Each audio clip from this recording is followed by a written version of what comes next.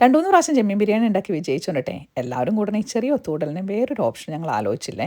ചെമ്മീൻ ബിരിയാണി അങ്ങ് ഫിക്സ് ചെയ്തു. അങ്ങനെ എല്ലാവർക്കും വേണ്ടിയിട്ട് ഞങ്ങൾ വീണ്ടും ആ ചെമ്മീൻ ബിരിയാണി ഒന്നുകൂടി ഉണ്ടാക്കി. ഇവിടെ ദം ബിരിയാണിയേക്കാളും എല്ലാവർക്കും ഇഷ്ടം ഇങ്ങനെ റൈസും കറിയും സെപ്പറേറ്റ് വെക്കുന്നതാണേ. ഇങ്ങനെ സെപ്പറേറ്റ് ചെയ്തൊക്കെ വെക്കുമെങ്കിലും കഴിക്കാൻ നേരത്ത് ബൗളിലൊക്കെ ആക്കി ഭംഗിയാക്കി സെർവ് ചെയ്ത് കാണാനാണ് ഇഷ്ടം. ഞാനങ്ങനെ വിളമ്പാൻ വരണേക്കാളും മുമ്പേ ആരൊക്കെയോ ഭക്ഷണം പാത്രത്തിനകത്താക്കിയിരുന്നു കേട്ടോ. ഭക്ഷണം അതിൻ്റെ പ്രസൻറ്റേഷൻ കാണുമ്പോൾ തന്നെ കഴിക്കാൻ തോന്നണമെന്ന് പറയാറില്ലേ, അതൊരു ടാസ്ക്കാണല്ലോ.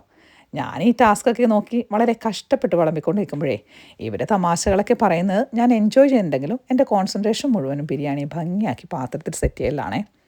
നമ്മളിതെന്നും ചെയ്യണ പണിയല്ലാത്തത് കൊണ്ടിട്ടും പിന്നെ ഞാനിന്ന് ഭംഗിയാക്കി വിളമ്പാ എന്ന് പറഞ്ഞുകൊണ്ട് ആരെക്കൊണ്ടും തൊടിക്കാതെ ചെയ്യണ പരിപാടി ആയതുകൊണ്ടിട്ടും കർത്താവ് മിന്നിച്ചോളണേ എന്ന് പറഞ്ഞുകൊണ്ടിട്ടാണ് കേട്ടോ ബൗൾ ഓർക്കണത്. പൊട്ടിപ്പോയതല്ലോ. ഇത്രയും കഷ്ടപ്പെട്ട് ഞാൻ സെറ്റ് ചെയ്ത ഈ പ്ലേറ്റിനെ സൂക്ഷിച്ച് പിടിക്കലേ, അല്ലെങ്കിൽ അത് മൊത്തം ഉടഞ്ഞു പോകുന്നെന്ന് പറയാം കേട്ടോ ഞാൻ. എന്തായാലും അതേ രുചികരമായിട്ടുള്ള ചെമ്മീൻ ബിരിയാണിയും അതിലുപരി സന്തോഷകരമായിട്ടൊരു ഒത്തുകൂടൽ നടത്താൻ പറ്റി. എല്ലാവരും ഹാപ്പി ആയിട്ട് വയറ് നിറച്ച് ചെമ്മീൻ ബിരിയാണി കഴിച്ചു.